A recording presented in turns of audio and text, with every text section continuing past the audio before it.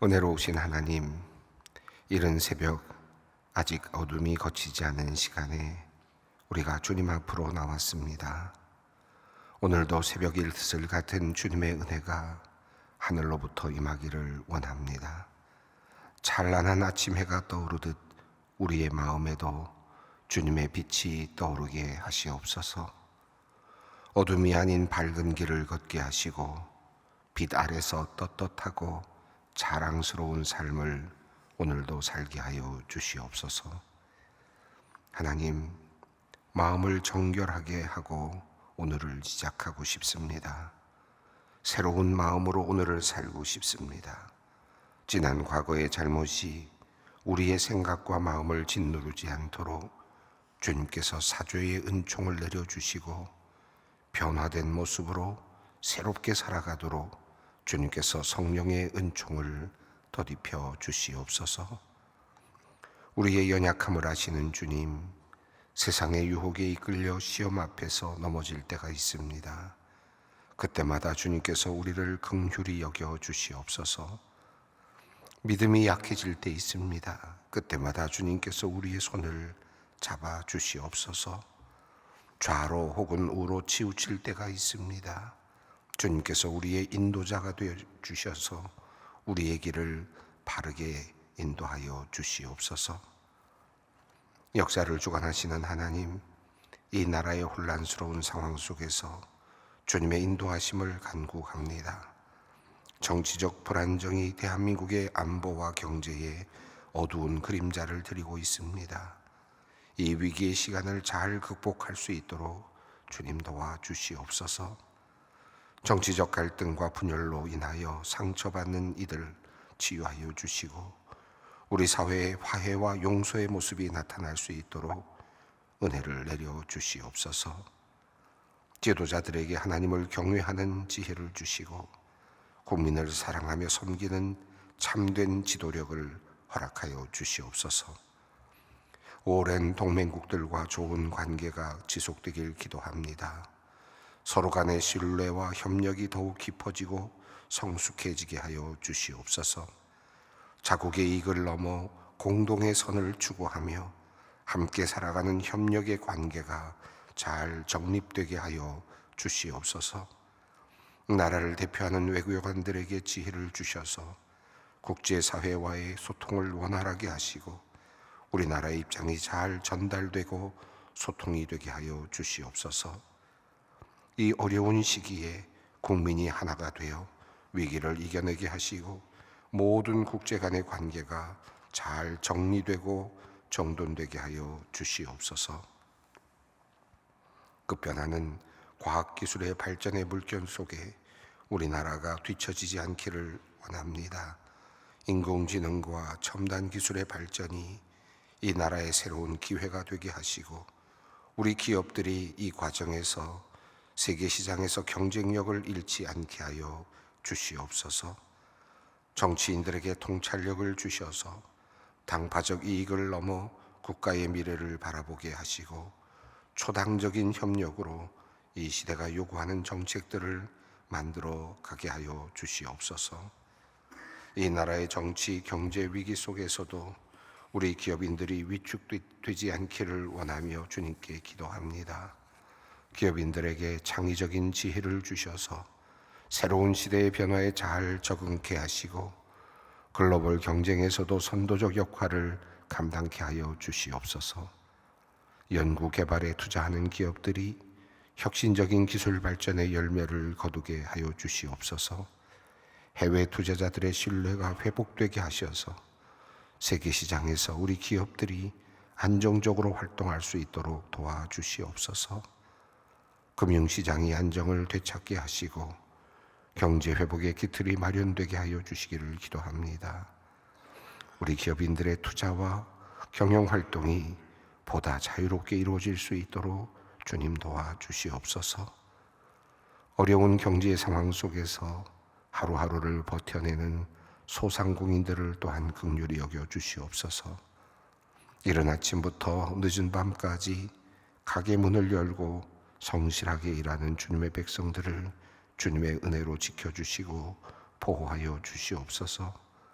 임대료와 인건비, 원자재값 상승 등으로 한숨 짓는 자영업자들의 어려움을 아시는 주님, 그들의 어려운 살림살이를 돌보아 주셔서 이들의 주님의 도우심으로 새로운 희망을 발견하게 하여 주시옵소서.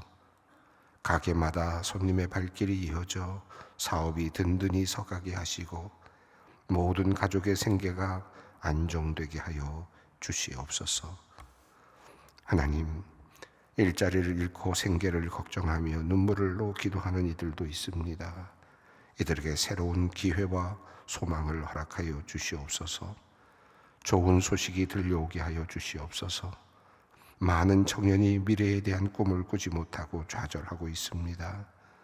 주님께서 이들에게 새 소망을 주시고 용기를 주시옵소서. 주님을 의지하고 열심히 살아내는 젊은이들이 많아지게 하시고 그들이 이 땅에서 복된 삶을 누리게 하여 주시옵소서. 오늘 저녁 남선교회가 신년 할애회로 첫 모임을 시작합니다. 주님의 뜻을 구하고 서로를 격려하며 축복하는 시간 되게 하여 주시옵소서. 새해에 추진하는 모든 사역이 주님의 뜻대로 이루어지기를 원합니다. 주님께서 모든 임원에게 지혜를 허락하여 주시옵소서. 모든 남선교회 회원이 한 해 동안 주님의 충성된 일꾼으로 쓰임받게 하여 주시옵소서. 각자의 삶의 자리에서 소금과 빛의 역할을 감당케 하시고 가정에서는 믿음의 제사장이 되어 가족들에게 신앙의 모범이 또한 되게 하여 주시옵소서. 오늘 직장암 수술을 받는 은퇴 권사님을 위해 기도합니다. 오늘의 수술을 통하여 악한 세포가 깨끗이 제거되기 원합니다. 수술이 잘 이루어질 수 있도록 의료진의 손을 붙잡아 주시옵소서. 권사님과 사랑하는 가족들에게 평안의 마음을 주시옵소서.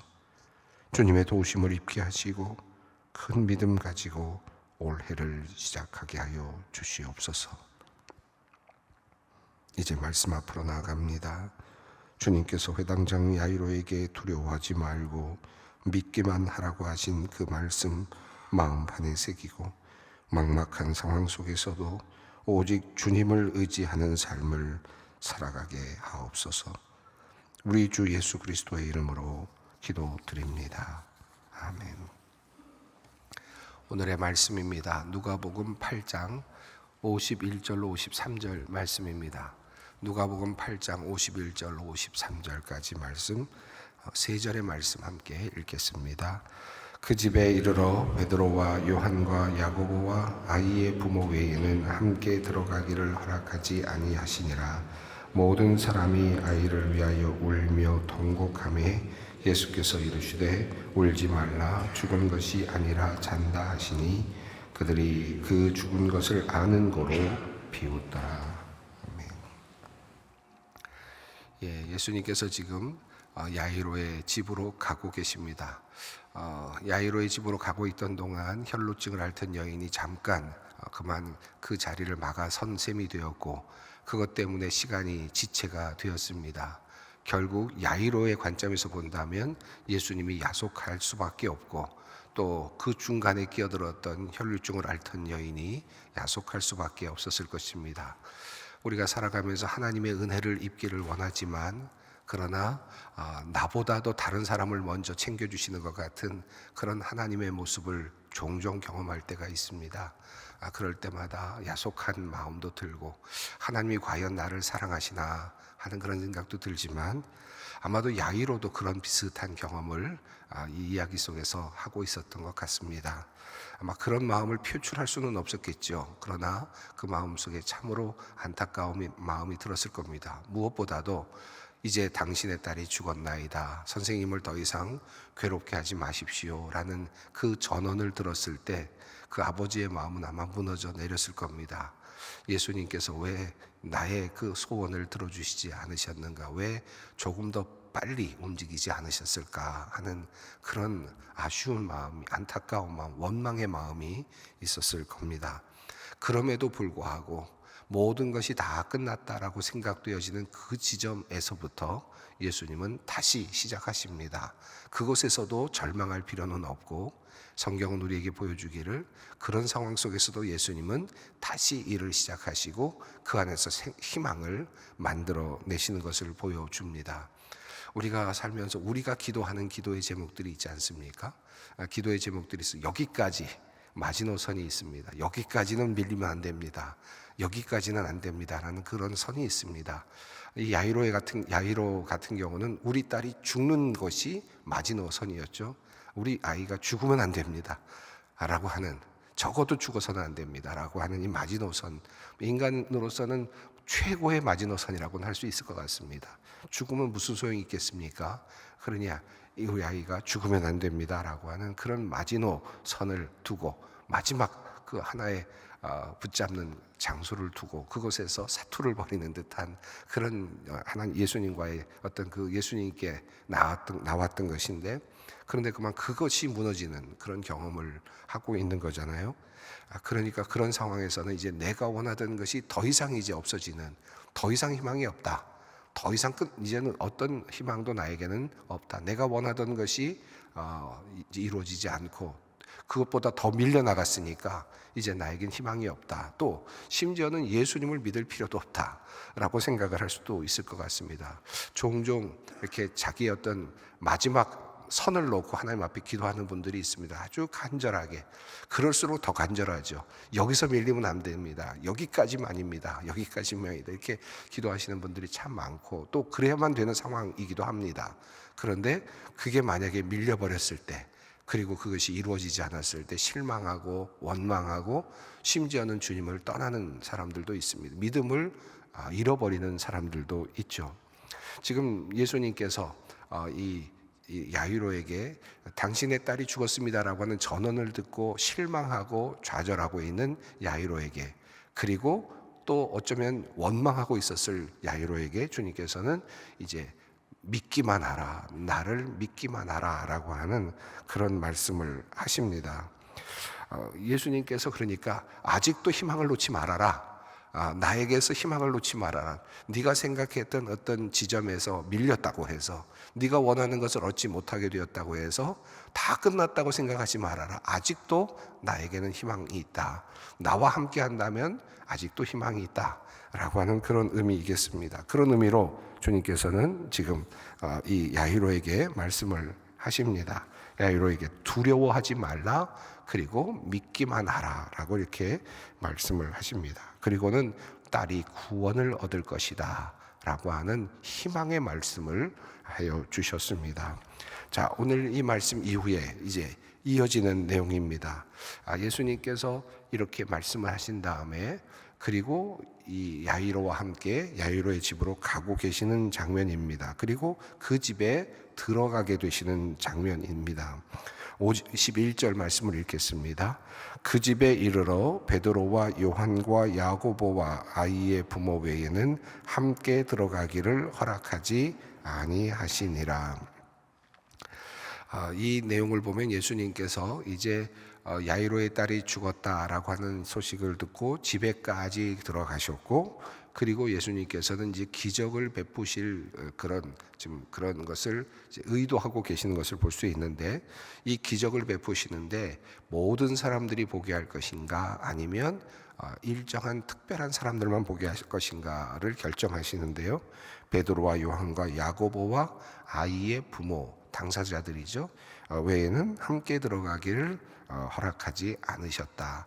다시 말하면 이제 예수님께서 기적을 보여주시는데, 이 기적은 두 부류의 사람들을 위한 것입니다.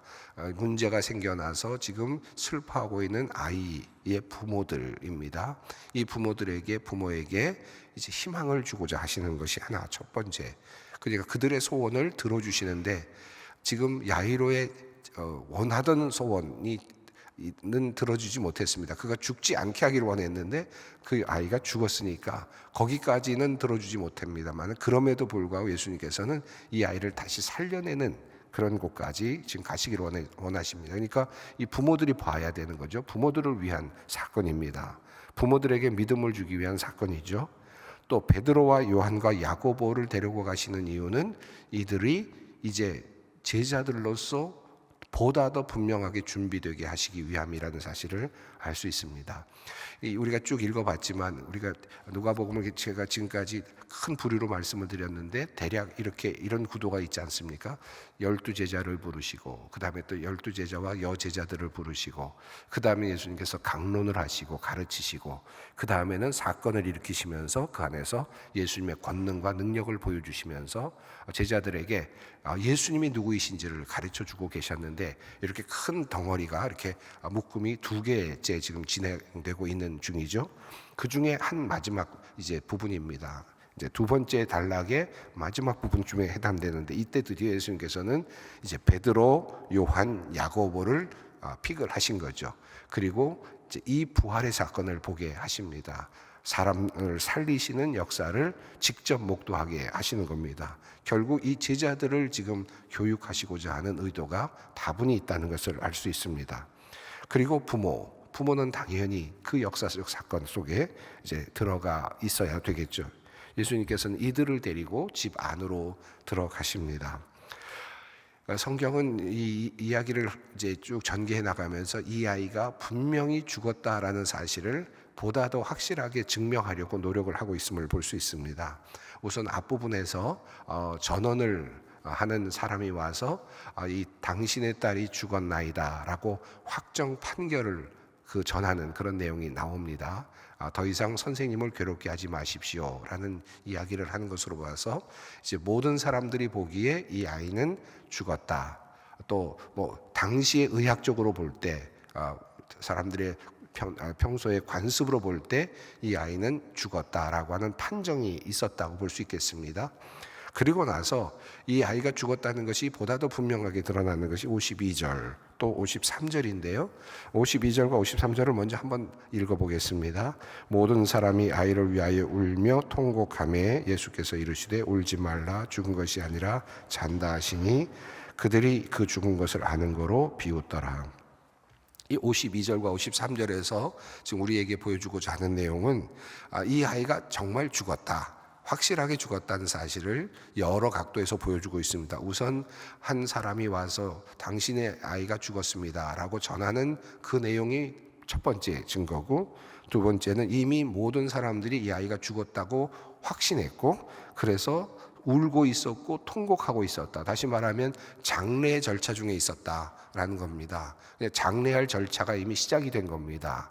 그러니까 이미 죽었다는 것이 판정이 됐고 모든 공동체 또 가족들이나 주변의 사람들이 이 아이가 죽었다는 것을 알고 통곡을 하고 울고 있었다라고 말합니다. 심지어는 53절에서 예수님께서 아니다, 이 아이가 죽지 않았다라고 말씀을 하셨지만 그 사람들은 그 이야기를 듣고 도리어 비웃었다. 아니 이게 죽은 게 아니게 뭐냐? 이건 당연히 죽었다. 이건 죽은 상태다. 이젠 완전히 죽었다. 예수님이 이런 얘기하는 게 도리어 이상하게 여겨지는 정도의 상황입니다. 그러니까 성경은 이 이야기의 흐름을 통해서 정말 확실하게 죽음이 이 아이에게 임했다. 죽었다라는 사실을 확실하게 하고자 합니다. 그러니까 예수님이 잔다라고 말씀하시는 이 내용이 그냥 단순하게 이 아이가 잠깐 혼절했나? 그러다 깨어났다는 말인가? 이 아이가 잠시 잠깐 혼절한 상태였는데 사람들은 죽었다고 생각했는데 예수님께서 툭툭 치면서 일어나라 그래서 깬 건가? 이런 의미가 아니라 이 아이는 지금 생물학적으로나 지금 많은 사람들이 보는 그런 사회적 관점에서 이미 죽은 사람이다. 확실히 죽었다는 것을 보여주고 있습니다. 그러니까 예수님께서 잔다라고 하는 말씀 안에서 우리가 혼동될 필요가 없다는 말씀이죠. 이 사람은 우리가 보고 있는 우리 인간의 관점에서 보면 확실하게 이 아이는 죽은 것이 분명합니다. 자, 그러니까 죽은 아이입니다. 자, 이것을 보여주려고 51절, 52절, 53절이 그 문장 속에서 그것을 알려주고 있습니다. 자, 예수님께서 두려워하지 말고 믿기만 하라라고 말씀을 하셨는데 이런 생각을 해봅니다. 51절에 있는 부모가 죽은 아이가 누워있는 곳에 집으로 들어갈 때 야이로가 예수님을 모시고 들어갈 때 두려워하지 말고 믿기만 하라라고 말씀하셨을 때 이 야이로는 믿음이 생겼을까요? 한번 곰곰이 생각해 보십시오. 아마 믿음이 생기지 않았을 것 같다는 생각이 듭니다. 예수님께서 두려워하지 말고 믿기만 하라. 그럴 때 야이로가 예 믿습니다. 예수님이라면 살리실 줄 믿습니다. 이렇게 얘기할 수 있는 상황은 아니었죠. 그러니까 이 부모는 이 아이가 죽었다는 것을 이미 인지했습니다. 그리고 포기했을 거예요. 이미 포기했을 가능성이 높습니다. 그런데 예수님께서 그냥 가자고 하시면서 따라오라고 하시니까 따라가고 있는 거거든요. 과연 이 아이의 믿음, 부모의 믿음 때문에 이 아이가 살아났는가? 여기서 예수님께서 두려워하지 말고 믿기만 하라라고 하는 이 말씀은 믿으면 살아날 것이고 너희가 믿지 않으면 살아나지 않는다는 의미가 아니었을 거예요. 이 이야기의 흐름을 보면 예수님께서는 야이로가 믿었으면 내가 너를 이 아이를 살릴 거고, 야이로가 이 사실을 믿지 않으면 나는 이 아이를 못 살린다. 그런 의미로 말씀하신 것이 아니라는 생각이 듭니다. 다시 말하면 전적인 예수님의 긍휼입니다. 예수님께서 이 야이로를 불쌍히 여기시고 그리고 아이를 불쌍히 여기시는 마음으로, 그리고 또 이 죽음에서 살리시는 특별한 기적적 사건을 일으키시려고 하는 예수님의 의도가 이 안에 또 한번 담겨 있는데, 이 모든 목적을 이루시기 위해서 예수님의 의도로 지금 이 아이가 살아나게 될 것입니다. 이 나인성 과부의 아들을 고치실 때도 그렇죠. 예수님께서는 그 상여를 메고 나오는 그런 그 상황 속에서 예수님께서는 관에 손을 대시면서 멈추어 서시게 하고는 그 아이를 일으켜 세우십니다. 거기에도 어떠한 믿음의 내용이 없습니다. 죽었던 자를 살리시는데, 그런데 믿으면 산다 뭐 이런 얘기가 없습니다. 나인성 과부에게 네가 믿느냐, 내가 이거 살리려고 하는데 믿겠느냐 라고 물으신 다음에 예 믿습니다 라고 해서 살리신 것이 아니라, 그 내용을 보면 불쌍히 여기셔서 살리셨다 라고 되어 있습니다.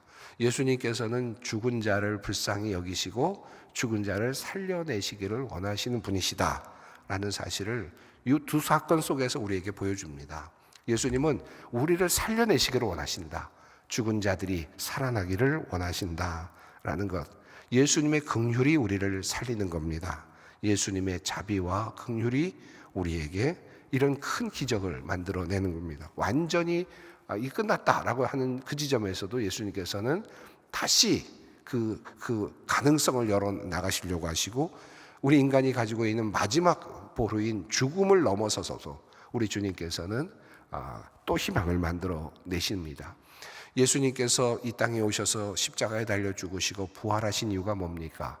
우리가 더 이상 밀려서는 안 된다고 하는 마지막 보루인 죽음이라고 하는 것을 넘어서서 그 너머에 있는 희망을 만드시기 위해서 예수님께서는 이 땅에 오셔서 죽으시고 그리고 부활하셨습니다.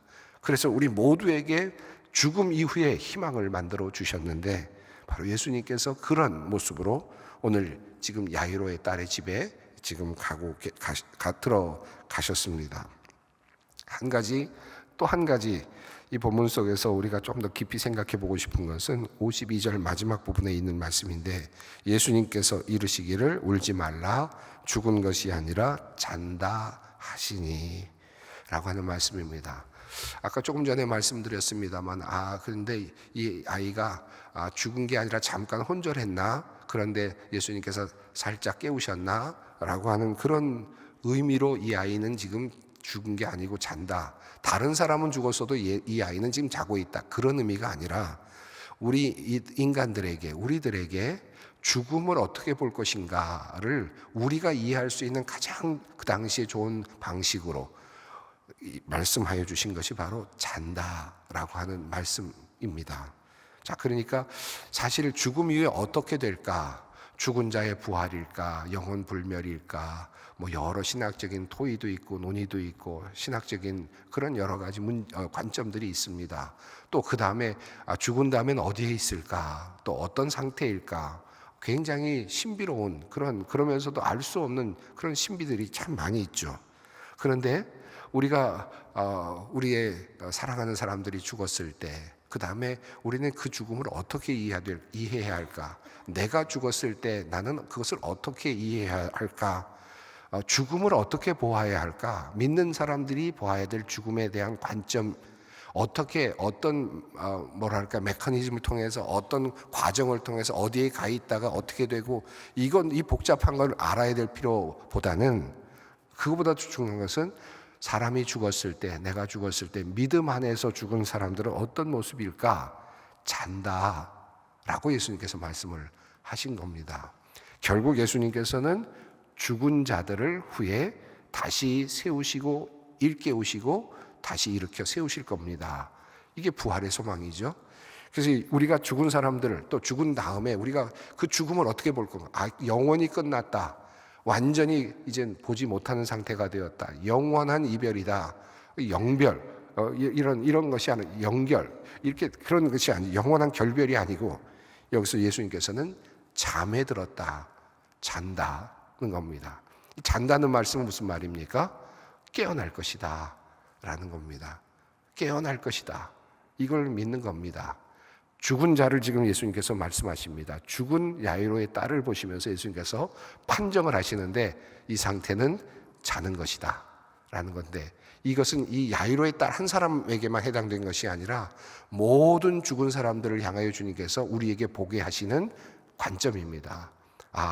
우리의 부모님이 돌아가셨지만 주무신다, 잔다, 영원한 잠, 그리고 예수님께서 오시는 그날까지 평안히 주무신다.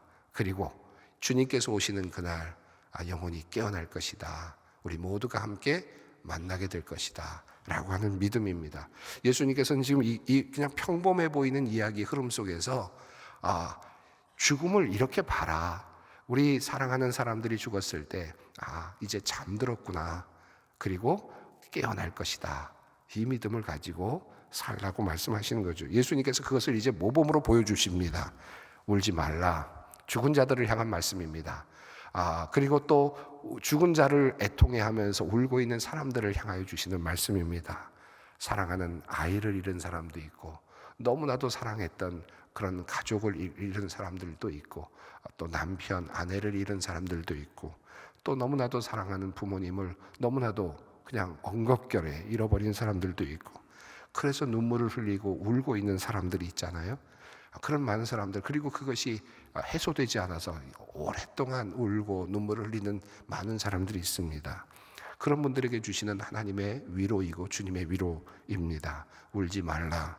죽은 것이 아니라 잔다, 자고 있다. 내가 깨울 때 깨어날 것이다 라는 그런 말씀이죠. 그런 의미로 이 말씀을 또 묵상하게 됩니다. 울지 말라. 죽은 것이 아니라 잔다.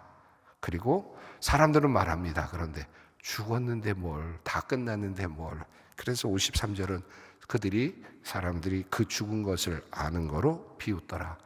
우리가 생각하고 있는 인간적인 생각은 죽음은 끝입니다. 그래서 죽은 사람이 산다는 것이, 잔다는 것이 믿어지지 않는데, 그런데 예수님은 말씀하시죠. 죽음은 이렇게 봐라. 잔다. 자는 것이다. 주님께서 깨우실 때 일어날 것이다. 오늘 이 죽음에 대한 문제도 이 말씀 속에 깊은 그 가르침이 있고요. 또 믿음에 대한 문제도 깊은 가르침이 안에 들어 있습니다. 힘들고 어렵고 그런 상황 속에서, 모든 것이 다 끝난 것 같은 상황 속에서도 우리 주님께서는 또 새로운 희망을 만들어 내십니다. 이 믿음으로 우리 또 오늘 하루를 힘있게 살아갈 수 있기를 바랍니다. 함께 기도의 자리로 나아갑니다. 하늘에 계신 우리 아버지의 이름이 거룩함을 받으시며 아버지의 나라가 오게 하시며 아버지의 뜻이 하늘에서와 같이 땅에서도 이루어지게 하소서. 오늘 우리에게 일용할 양식을 주시고, 우리가 우리에게 잘못한 사람을 용서하여 준 것 같이 우리 죄를 용서하여 주시고, 우리를 시험에 빠지지 않게 하시고 악에서 구하소서. 나라와 권능과 영광이 영원히 아버지의 것입니다.